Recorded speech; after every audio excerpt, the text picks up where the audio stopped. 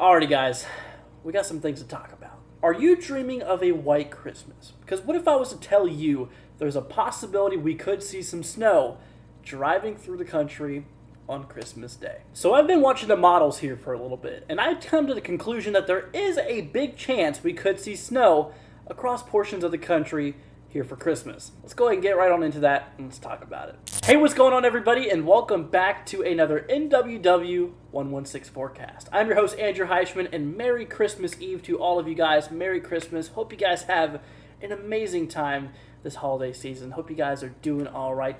Glad to have you guys here because, like I said, we're actually talking in the works of some snow on Christmas Day. Let's just go ahead and cut to the chase. We have a little bit to talk about here. Okay, so my friends, if you are in the following states, I'm going to go ahead and show you guys what potential states could be impacted by this system here for Christmas. So if you're in the states of North and South Dakota, portions of Minnesota, portions of Iowa, portions of Wisconsin, Illinois, portions here of Indiana, Missouri, maybe even portions here of eastern Kansas, and portions of Nebraska. Let me go ahead and tell you, my friends, you might be in line for a little bit of snowfall on Christmas Day. So you might be wondering, well, how much snow are we going to get? And I'm going to go ahead and tell you guys straight up, really not that much. But it is enough to allow for a white Christmas across some of those states. So before we can discuss how much snow we are going to expect across these areas, we need to go ahead and talk about the timing of this system and regarding to when this is going to actually impact your local region. So for that, we're taking a look here at the future radar based off of the NAM 3-kilometer model. This is a high-resolution model to give you the most accurate and best picture in regarding to what potentially could happen down here in time. So starting off here across portions of the northern plains, if you want to follow along in time, it's in the top left going off of Eastern time. If you're in the Central Time Zone, just simply subtract an hour. Pretty simple.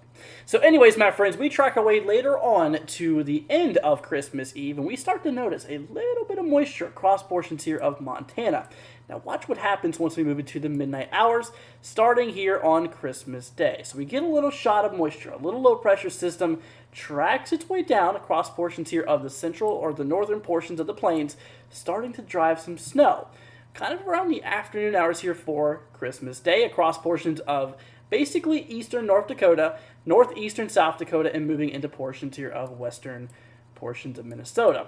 Now, this snow will continue on a southeasterly trajectory, eventually moving into portions of Iowa, kind of around 5 o'clock, moving into portions here of western Wisconsin, kind of around 7 o'clock, moving into portions here of Missouri, kind of around 8 o'clock. Obviously, you can kind of see there's a little bit of mixture precipitation across portions of northeastern Kansas, and all this snow continues to push through. Obviously, for the evening portions of Christmas Day, for areas in Illinois, you will be seeing some snowfall. Now, after this, obviously, as Christmas is over into the 26th, the snow is just going to continue to move through towards areas like Kentucky, maybe even as far down south towards like Tennessee and portions of northeastern Arkansas.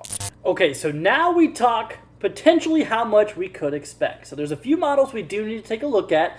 We're going to take a look at the American GFS. We're going to take a look at the European ECMWF model. And lastly, we'll blend it up here with the National Weather Service blend of models, taking a whole bunch of models and basically just blending them together, giving your average snowfall potential. Okay, so first up, we're taking a look here at the American GFS model. This is a global forecasting system, is what it stands for. This is our long-range American model. So we track our way down here in time through Christmas. You notice a big streak of snowfall across the regions and driving its way towards portions of Illinois. Now, you might be wondering, well, how much snow can we expect? So according to this model, the heaviest is kind of shown across portions of eastern North Dakota, maybe anywhere around, maybe up to 3 inches. I'd say 2 to 4 inches is a good guess across those regions there. Moving into portions here towards like central Minnesota, kind of more on the grounds of around 1 to 3. Same thing for portions here of Illinois. Now, locally higher amounts above 3 inches could be possible across some of these locations. Obviously, moving on into portions here of Indiana. But around this time, the snow will not be here basically for Christmas. This will be mostly after Christmas with all the accumulation across like Kentucky and portions of Indiana. So overall, like I said before, not a crazy amount of snowfall, but it's enough to cause a little bit of snow on the ground here for Christmas commute. Okay, so when comparing this with the European model, we take a look here down in time, and you will notice a pretty similar track regarding the snowfall. Honestly, the models are in decent agreement. Now, this one shifts the heavy snow a little bit more into portions of central North Dakota, but still showing the heaviest snowfall expected here in the state of North Dakota. Potentially, once again, maybe up to 2 to 4 inches across the way. Portions here of central and southern Minnesota, 1 to 3 inches. Same thing for portions here of Iowa, portions of northeastern Missouri. Now, it does kind of get up in accumulation across portions here of central portions of Illinois. So that might be a little something we might need to watch out for. And of course, lastly, we take a look here at the blend of models, taking both of those models together and a whole bunch of others, averaging out the snowfall totals. And let's take a look at that and see what this has to say. So we track our way down here in time with this. Once again, that big streak moves through. And once again, honestly, a pretty similar model, or a pretty similar run compared to what a lot of these other models were saying. On the eastern side here of North Dakota, that's kind of the heaviest snowfall potential, maybe up to 2 to 4 inches. Now, this model kind of shows maybe the same for portions of southern Minnesota, potentially up to 2 to 4 inches.